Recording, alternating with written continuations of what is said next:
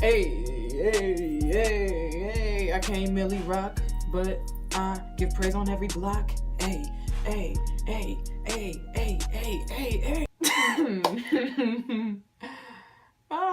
Yeah, what's up? Wazam. Welcome to another HOBOsode. Whoop. Let's get to it. I want to talk today about peace and just talk about peace in the storm, because the question is not whether the storm's going to come. The question's, how are you going to react when the storm does come? Are you going to have peace, or are you going to have turmoil? Are you going to let that storm just completely rain you out and drown you and just flood up your life? Or are you going to have peace? Lately, I've been looking into the fruits of the spirits a lot more lately, just because, a lot more in depth, because God says those who don't produce the fruit will be cut off. My painting back here, which I'll show you at the end, this is my fruit of the spirit painting, and fruits is so important in the life of a Christian. Peace is one of the fruits of the spirit. God doesn't call you to have peace in good times only. God calls you to have peace all the time. And so what are the steps to have peace while in the storm?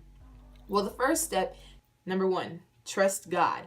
Trust that God knows what he's doing. Isaiah 40:31 says that those who trust in the Lord will gain new strength. They will fly high as eagles. They will run and not grow weary. They will walk and never grow tired. Will you trust in God and fly high? Or will you not trust in him and fall down and sink? And part of trusting God is just knowing that he is in control. And I think a lot of times we forget that God's in control, because a lot of times we're not completely aware of his presence. Honestly, we tend to think that, oh, well, God's not really here, God doesn't really exist, or we just doubt him, even if we truly do believe and know in our hearts that God is real. I think it's convenient to live a gray life like Jonathan McReynolds, where you're both black and white, where you're live a lukewarm Christian life, where we say we believe in God and we go to church and we do all these things, but we don't really trust in him. When hard times come, we call on people, or we don't know who to call on, and we feel alone. But God says, when you feel like you have nothing, know that you have him, and know that you have everything, and you trust in him, and you go to him, and he'll give you peace. Colossians 3:15 says to let the peace of Christ rule over you and rule your body. Romans 12:12, one of my favorite verses, says, when you hope, be joyful. When you suffer, be patient. And when you pray, be faithful. It says when you suffer. It says be patient. And while you're being patient, let the peace of Christ rule over your body. And that brings me to number 2, which is talk to God. How can you trust in God and have a relationship with him if you're never talking to him? You don't have a boyfriend or girlfriend and you're like, oh, we're in a relationship, but we ain't talked in 3 weeks. No, y'all gonna break up. No, I had a friend and she was like, we haven't talked in 4 days. I don't know if we're still together. And I remember when I was in high school with my first boyfriend, I was like, okay, we didn't talk in 3 days. Are we still together? I don't know. So you don't talk to God in 3 days.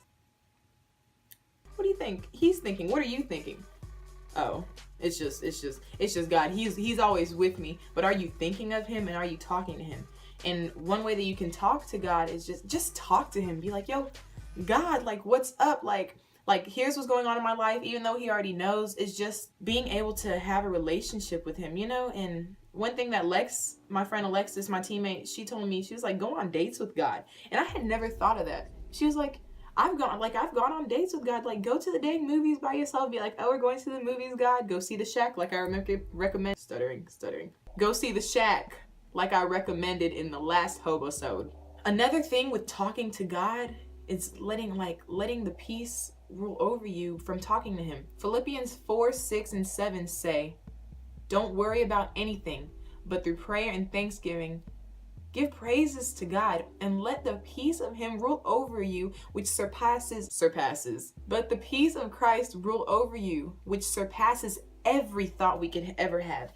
Any thought we could ever have, God lets the peace rule over you in that.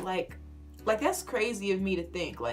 Whenever you're thinking about sad stuff or you don't have any peace, God can bring your peace. Just talk to him. Give him thanks. Be like, God, thank you for this house that I live in. Thank you that I'm not freaking homeless. Thank you that I have food to eat, that I have a family. And even if you feel like you're alone and you have no one, you still have him. Thank him, because in the old days, like in BC, whatever, like those times, they couldn't go and talk to God whenever they wanted. You know, like, I mean, they could go to the temple and stuff, but like, they didn't have the Holy Spirit living in them. Like, the Holy Spirit's living in you. Like, just acknowledge his presence. Where, like, I promise, like, God will help you. God will help you. God has 2 rules. That brings me to my third. Love God. Rule number 2 that he has, his 2 commands, like his main ones. Love others. God says to love others. And I know that does, I don't know, you're like, how does that tie in with peace? But loving others is contagious. When you love others, the love that you show will be filled in you, like you'll feel that love back, and the peace will rule over you. And since those are his 2 commands, Psalm 119, 165 says, abundant peace belongs to those who love your instruction. Maybe we don't have peace because we don't love God's instruction. We don't love what he's telling us to do.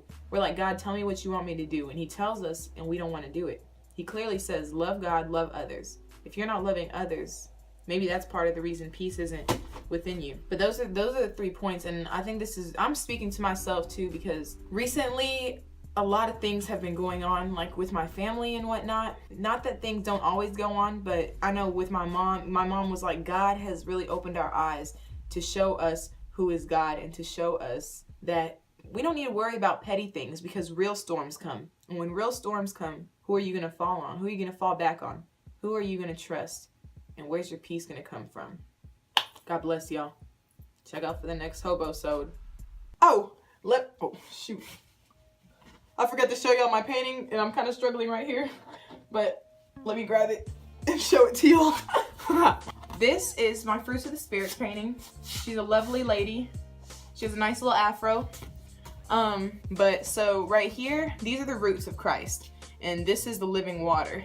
So we're the branches, and this is us, and we want to produce the fruit, because God says those who don't produce the fruit will be cut off, not cut to the chase like Joseph Solomon says, but cut off.